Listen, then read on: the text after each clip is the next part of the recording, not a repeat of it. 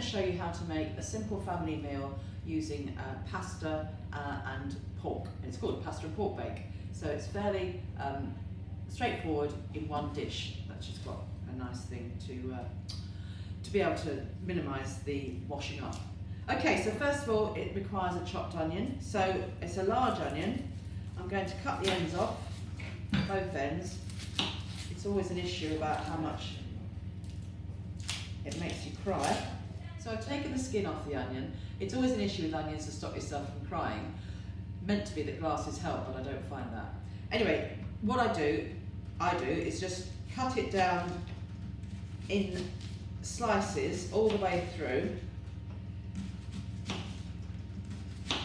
This really only needs to be chopped as much as you want it to. If you've got small children that you've got to hide the vegetables from, you might want to chop it more finely. Then I sort of gather it back together and then chop through into slivers. I think this is called a sliver. And that opens up the onion all the way through. Mind your fingers. I mean, obviously using a bigger knife will get through quicker, but I'm quite nervous at big knives. Then I just slice it through. As I say, the finer you want it, the better. If you want your children to not know that there's that many vegetables in there, then you might want to dice it really finely. Dicing just means making small cubes, really. This is quite finely cut through. Roughly chopped is fine. Okay, so that's as much as it needs to be chopped. Now I'm going to fry that in about a tablespoon of oil, maybe a little bit more, in a frying pan. I'm going to use quite a deep pan for this. It's an old battered one, but it still works. So you're going to get quite a lot of mixture in here, so a deep frying pan is good if you've got one. So a good tablespoon of oil.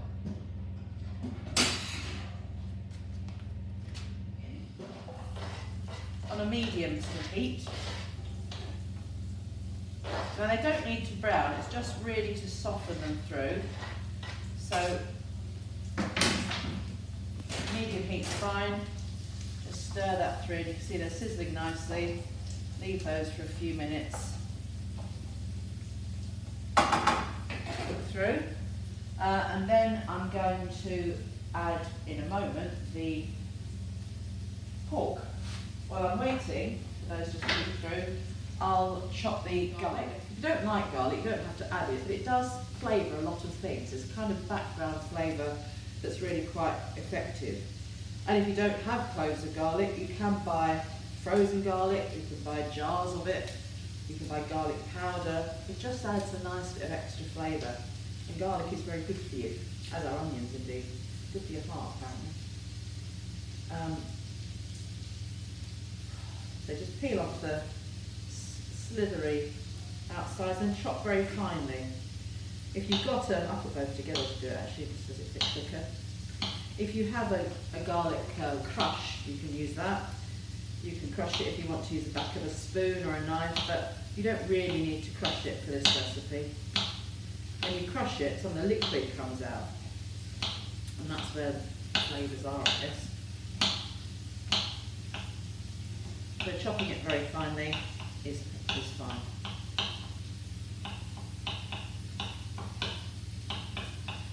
Okay, that's ready to go in a moment. Okay, going to defrost the frozen spinach. Now, of course, you can use fresh spinach. No, this comes in frozen packs. Really useful to have in the freezer. You can add unseen vegetables very often into dishes you're making for the children. You can put this straight in with the pork if you want to. Or you can use fresh leaves, but this is a cheaper option to have if you can store it. So all you need to do with that is just let it warm through, and that will very quickly defrost. Water comes out of it a little, but you can add that, that's fine because we're going to add that to the dish. So we'll let that melt, and then we're going to cook our pasta. So the first thing we need to do is defrost the spinach. Now this, you can... So I'm frying the onions, that's enough. They are softened, they don't need to be too brown. Just let them soften in the pan. Now I'm going to add the pork mince which comes out in a cube. Oh, mind the paper if there's some on the bottom. And then you just break it up a bit.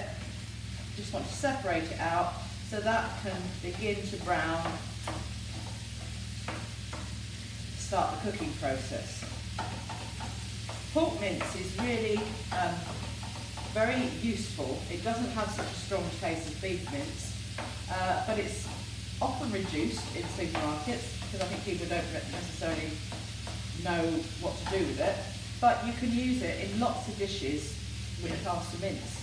And equally, chicken mince or turkey mince is usually cheaper, it has a less strong flavour, and it's not one of the red meats, which we're all told to cut down on. So pork mince, turkey mince would work equally as well. Right, that needs just to brown through, and you really just keep looking for it to brown and not be pink anymore. I'll leave that to cook. We're also going to add the garlic. Stir that in a moment. And a stock cube. You don't need to add water at this stage. We're going to add the water from the tinned tomatoes and then crush it. With these, I buy the reduced salt ones. Stock cubes are great because they give flavour, but there is a lot of salt in them. So if you want to cut down on salt, there usually is a reduced salt option, which is a bit harder sometimes, but it does still break up. And without any kind of detrimental lesser flavour. So give that a stir through, and you can see as it cooks, we're beginning to lose the pink, and it's turning a more uniform, very light brown colour. You don't need it to brown through. Okay, so when that's all a bit more coloured, I'm going to add the tomatoes, and the thyme, supple sort of herbs. Sorry.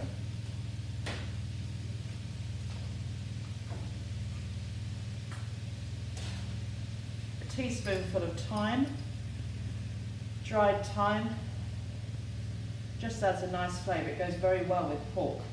You get it in stuffings and things like that. It's just a gentle herby smell, very very subtle taste that just gives a bit more flavour. Now I'm going to add the tinned tomatoes. You can use chopped tomatoes, you can use whole tomatoes, either is fine. And what I always do, we haven't got extra water in here, but so you're not wasting any, it's always a good idea to swirl around the tin if you've got some juice left over, so that you've got all the goodness in tomatoes in there. We also add a bay leaf. I actually have a tree of this growing in my garden, so it dries, but that again is a nice subtle flavour. And this is where you can add salt and pepper to your own desire, really, whatever as much as you want, or if you don't want to add the salt, then that's always, you can leave that out. Okay, so we'll leave that now to simmer for about 30 minutes, and that will cook, and all those flavours will begin to come out. A tablespoon of tomato puree. This is really useful for bringing out the tomatoey flavour, and it helps to thicken dishes too. So again, to taste, if you like it more tomatoey, you can add extra. But it does help to thicken up the sauce. Stir that in. We'll reduce the heat and leave that on a simmer. A simmer just means a very low heat, and that can cook away while we're preparing the rest of the ingredients. When that has separated, we take it off the heat and use it to line the base of our dish. Now I've just lightly greased this with a little bit of margarine. That's just to stop really sticking. So that lines the base of our dish to go in the oven. And we're going to make a little sandwich of spinach, the pork mix and the tagliatelle. Okay, so we can leave that while we prepare the pork. The pan now, the saucepan to make the cheese sauce. This is 50 grams of butter, which we melt. And not too harsh a heat, just let that melt through slowly. Then we're going to make the base for the cheese sauce, which is called a roux sauce, and that's basically flour, milk and margarine, and it is the basis for all sorts of sauces. When you buy your packet mix, this is the base of it, but it's dead easy. So once you've mastered it, it's a sauce you can use for lasagna, for other dishes, cauliflower cheese. It's a really versatile sauce to make. So I'm just waiting for the batter to melt, and then we'll add the flour to the mix and cook the flour.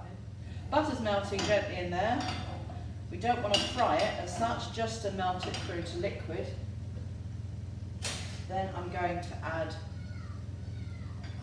the flour.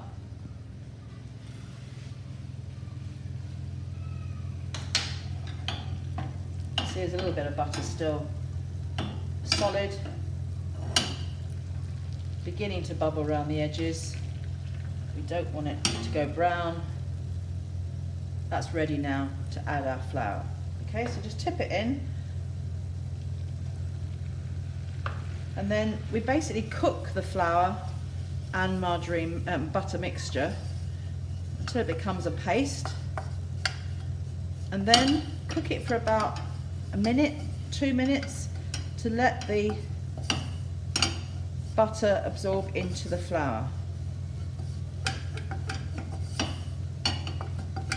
It's a good idea to stir it a lot, otherwise it won't stick, but it might dry out too much. So we're keeping our ball of flour and butter together, keep breaking it up, making sure it's cooked all the way through. There is a chemical process that happens now. So as the flour cooks, it releases starch, which is what makes the sauce thicken. And then we're ready to add our milk to make the white sauce. Okay, so I'm going to start to add our 450 mils of milk. And you'd add a little and keep cooking.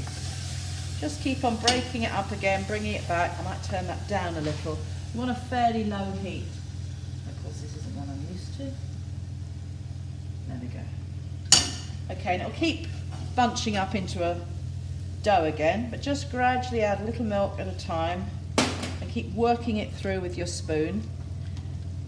You can whisk this actually with a hand whisk, but you're just trying to break the lumps down and allow the flour to do its job, which is thickening your sauce. And then keep gradually adding the milk.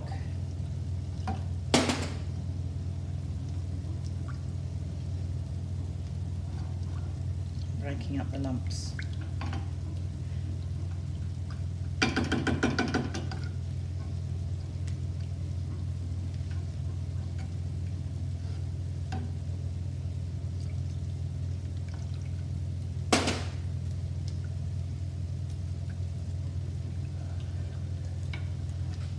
The cheese sauce as it warms through, just to break up the lumps. You could do this with a fork.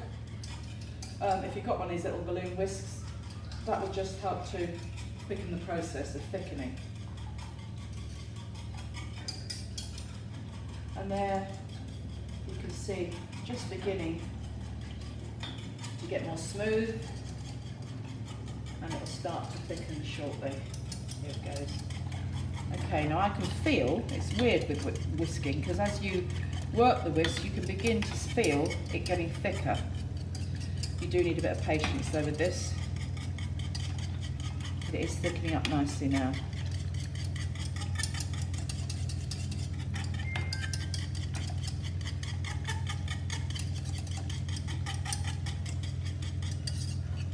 Okay, so can you see it's thicker, it's smoother, a few bubbles coming, that's whisking and not quite boiling yet.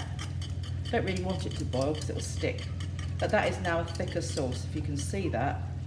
Definitely going through there more thickly. So now our white sauce is thick and it's ready to add cheese. That's a lovely thick mixture. I don't know if you can tell how thick that is, but it's really thickened up nicely. Okay, so we're going to turn the heat off and add half of our 100 gram of cheese. Half of that goes in there. We're going to save some of this cheese to put on the top of the dish before it goes in the oven. Now just stir that through, and of course the cheese will melt and make a lovely thick cheesy sauce. Again, salt and pepper to your taste with this, but you may want to not add too much salt because the cheese is quite salty. Right, so there it is, ready to go. That's your cheese sauce. And as I said, this is the basis for lots of cheesy dishes. Lovely cauliflower cheese, you can make with this, and your own lasagna too. Okay, we can now assemble everything. I'm going to drain the tagliatelle and assemble the dish. So now we're going to assemble the dish for the oven. We're going to put half the cheese sauce over the spinach in the dish. Just spoon it on like that. Doesn't have to be smoothed out all over it. Then we're going to add the cooked tagliatelle. Spoon that over the top. And whatever pasta you're using will fill that dish like that. Then the last thing is the meat sauce. Spoon that right over.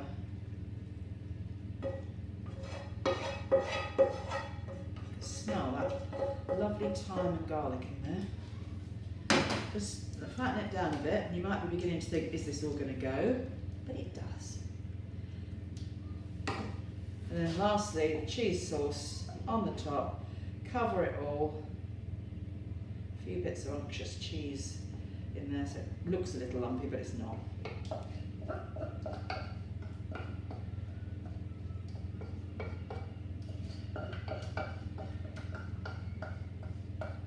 Okay, now if I had a spatula, I'd get all that out.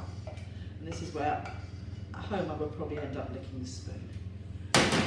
So just smooth it out a little, and then all you've got to do now is pop the rest of your cheese on top, sprinkle it over, and put it in the oven. There we are. Okay, so it's ready to go in the oven now, and the oven is on at fan 170, 180 degrees. 180 is a good oven temperature for most casseroles and one hot dishes. Okay, so that's going in the oven. And that will then cook for about half an hour, maybe 40 minutes, depending how brown you like it on top. We'll show you that when it comes out.